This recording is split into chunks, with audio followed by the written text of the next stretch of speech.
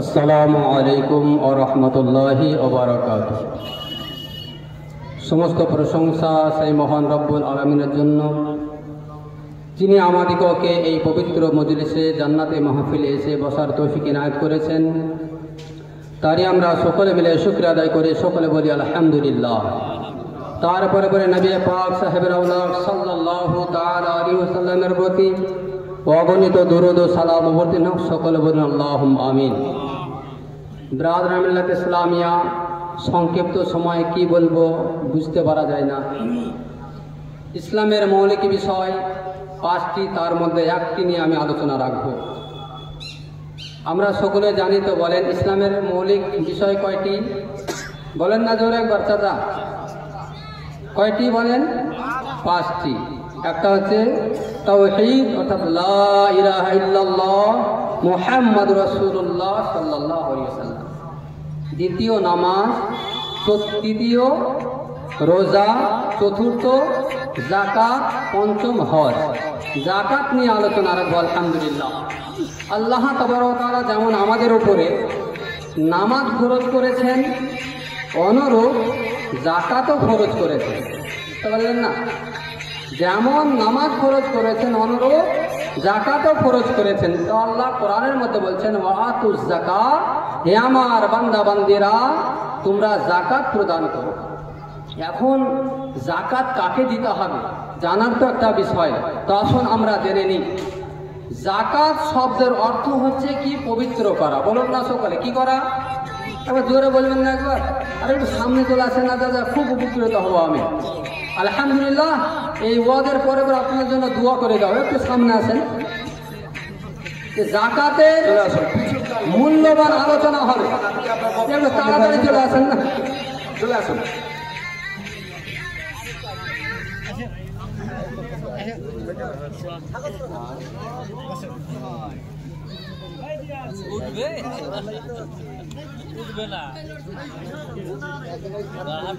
আলহামদুলিল্লাহ, আল্লাহ যেন আপনাদের সামনে আসার কারণে হাসরের মাঠে মিজানের দিনে, কষ্টের দিনে যেন নবী আমার আপনাকে নিজের সঙ্গী বানিয়ে নেন। সকলে বলি আমিন। বিরাদরান ইসলামিয়া বলতেছিলাম, যাকাত শব্দের অর্থ হচ্ছে পবিত্র করা। কি করা বলেন? পবিত্র করা। তো এখন যাকাত কাকে দিতে হবে? তা আসুন, যাকাত ফরজ হয় মালিকের নিসাবের উপরে। কার উপরে বললাম দাদা? ভাই আমার বলবেন না, মালিকের নিসাব। এখন মালিকের নিসাব কাকে বলে আমরা তো জানি না। তো আসুন, মালিকের নিসাব কাকে বলে আমি জেনে নিই। মালিকের নিসাব বলা হয় যে ভাইয়ের কাছে 653 গ্রাম 184 মিলিগ্রাম চাঁদি অথবা এর সমপরিমাণ টাকা থাকবে। কত বললাম বলেন একবার জোরে?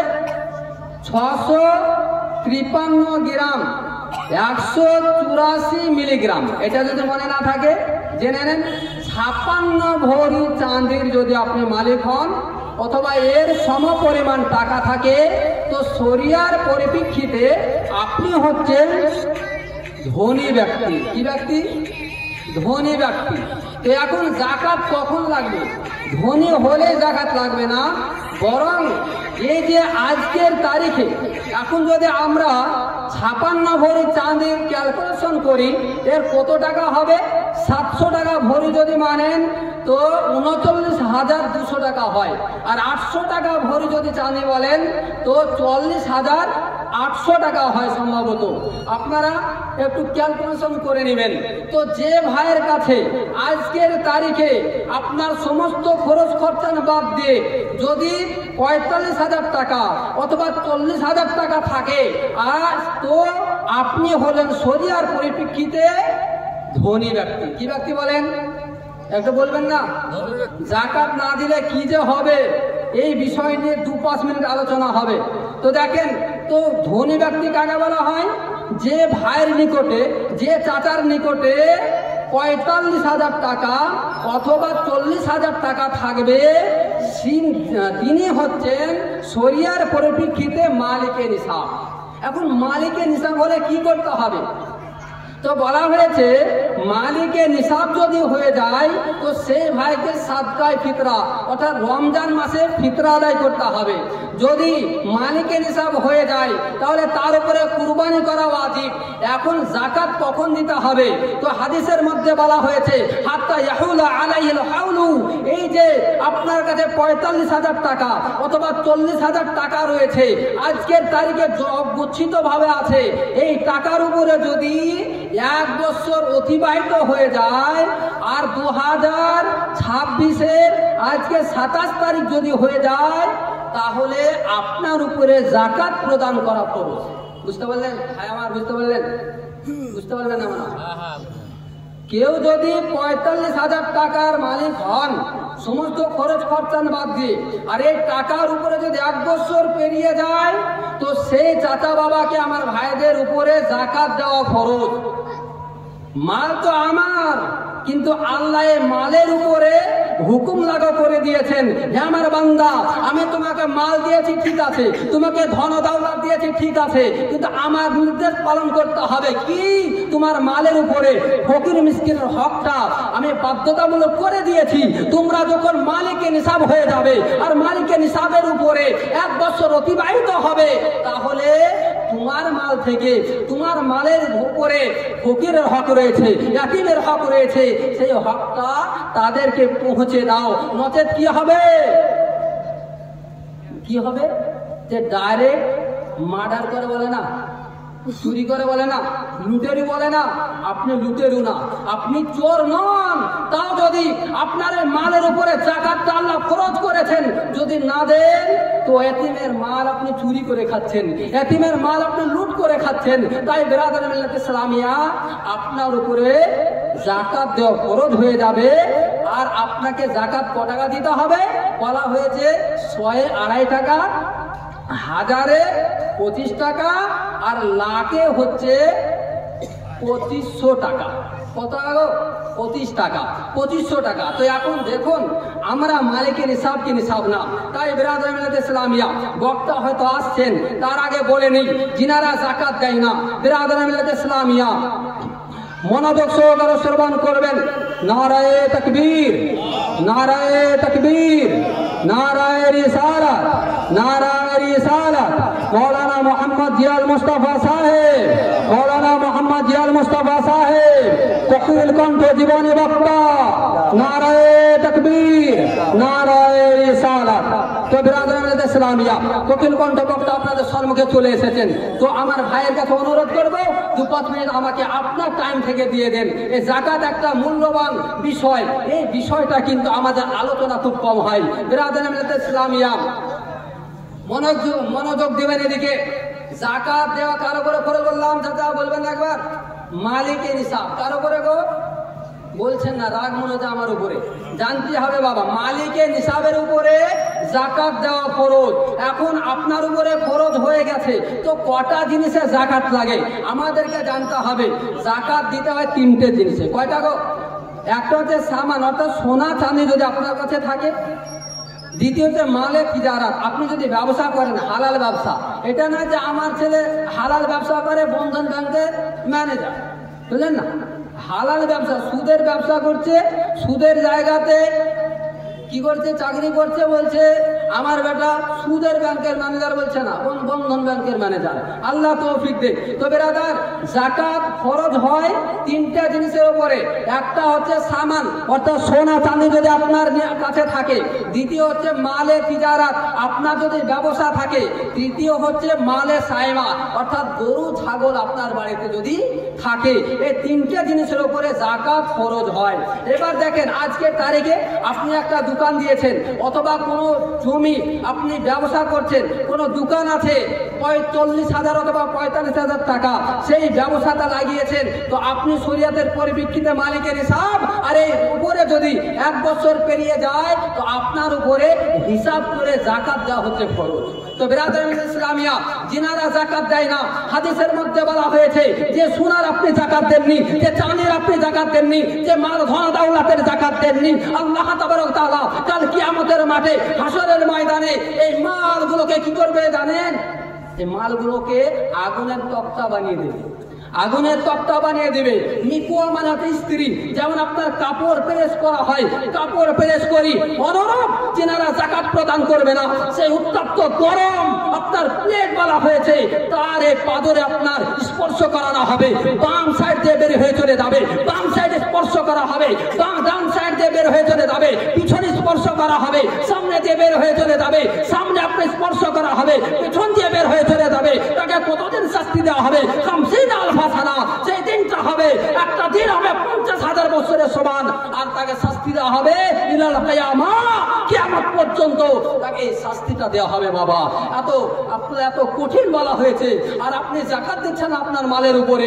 শুনে রাখুন বিরাদরান ইসলামিয়া, যে মালের আপনি যাকাত দেননি, যে মালের আপনি যাকাত দেননি, আল্লাহ বলবে আমার ফেরেশতারা এর মালগুলোকে কি করো, একটা মালা তৈরি করে দাও, তার গলায় পরিধান করে দাও। বাবা, 2-4 কেজির মালায় তো পড়তে পারা যায় না, তা আপনার জীবনের যত মাল আছে আল্লাহ মালা তৈরি করে আপনার গর্দানে লাগিয়ে দেবে, কেমন করে সহ্য করা যাবে? বলা হয়েছে আল্লাহ তাবারক তাআলা হাদিসের মধ্যে বলা হয়েছে আপনার মালগুলোকে সাপ বানিয়ে দেবেন। এত কঠিন সাপ বলা হয়েছে, তার মাথায় চুল থাকবে না, এত বুড়ো হয়ে যাবে বিরাদরান ইসলামিয়া, তার এত বিষ বলা হয়েছে, তার মাথায় একটা কালো দাগ থাকবে। বলা হয়েছে সে সাপ যিনি আপনার যাকাত প্রদান করেননি তাকে তাড়াতে থাকবে, সে পলায়ন করতে থাকবে, এমন হয়ে যাবে সে ব্যক্তি আর পালানোর জায়গা থাকবে না। অবশেষে সে সাপ আপনার তাড়াচ্ছে, তার পিছে লেগে আছে, তো বলা হয়েছে সেই ব্যক্তি আর কোনো রাস্তা পাবে না, ডান হাত বাম হাত আপনার সাপের মুখে আপনার দিয়ে দেবে, আর সাপ আপনার চিবাতে থাকবে। আর বলা হয়েছে এই শাস্তিটাকে কতদিন দেওয়া হবে? সে দিনটা তো হবে 50,000 বছরের সমান, আলিলাল কিয়ামা, কিয়ামত পর্যন্ত তাকে শাস্তি দেওয়া হবে। বেরাদার, যারা যাকাত প্রদান করেন না, জানেন শুধুমাত্র আর 5 মিনিট নেব। কারণ বাদশার নাম শুনেছেন? কারণ নাম শুনেছেন গো? কারণ আর মনে শুনেননি আপনি? কারণ নাম শুনেননি? কারণ এত মালদার ছিল, আপনি ভাবেন না যে আপনার মাল আপনার সঙ্গে যাবে, আপনার সাথ দিবে। বিরাদরান ইসলামিয়া, এই কারণ আপনার এত ধনী ব্যক্তি ছিল। মুসা আলাইহিস সালাম তার গোত্রের মানুষদেরকে বললেন যে যাও কারুনের কাছ থেকে যাকাতের মালটা আদায় করে নিয়ে এসো।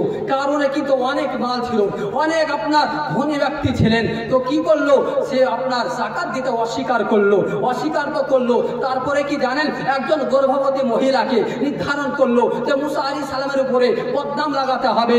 তো কি করলো জানেন, মুসা আলাইহিস সালাম একদা জানো ঈদ ময়দানে মানুষের সামনে ওয়াজ করছেন, কেউ যদি অবৈধ কাজ করে, কেউ যদি জিনা করে, কেউ যদি কাউকে হত্যা করে দেয়, তার শাস্তি হচ্ছে এটা। ওই মজলিসে কারুন ছিল, কারুন সে বলছে হুজুর এই কাজ যদি আপনি করেন তো কি হবে? তো মুসা আলাইহিস সালাম বললেন আমারও সেই হুকুম, আমি যদি করে থাকি আমারও সেই হুকুম হবে। তো মুসা আলাইহিস সালামকে সেই কারুন বলতেছে হুজুর অমুক জায়গাতে একটি মেয়ে রয়েছে, তার পেটে যে সন্তান আছে আপনার কাছ থেকে তো হয়েছে। মুসা আলাইহিস সালাম বললেন, এত রাগান্বিত নবী ছিলেন, মুসা আলাইহিস সালাম বললেন এ কারণ সেই মেয়েকে ডেকে আনো।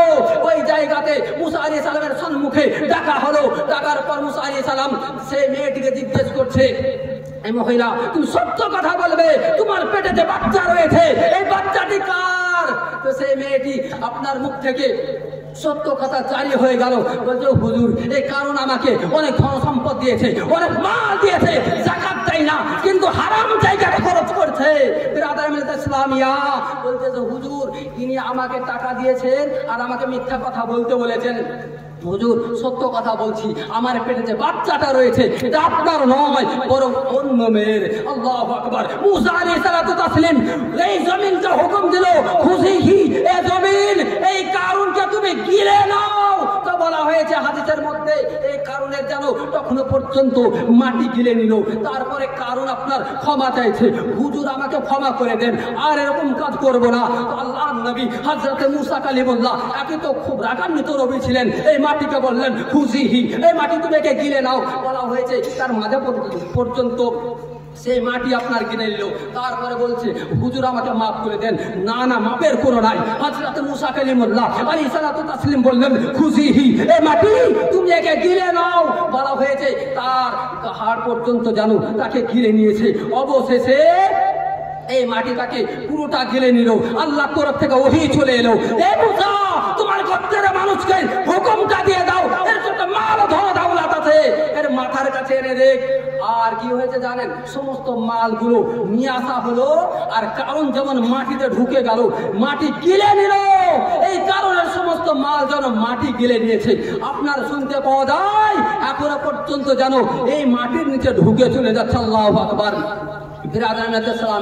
যিনারা যাকাত এখনো পর্যন্ত দেন না, আপনাদের কাছে হাত জোর করে বলতেছি,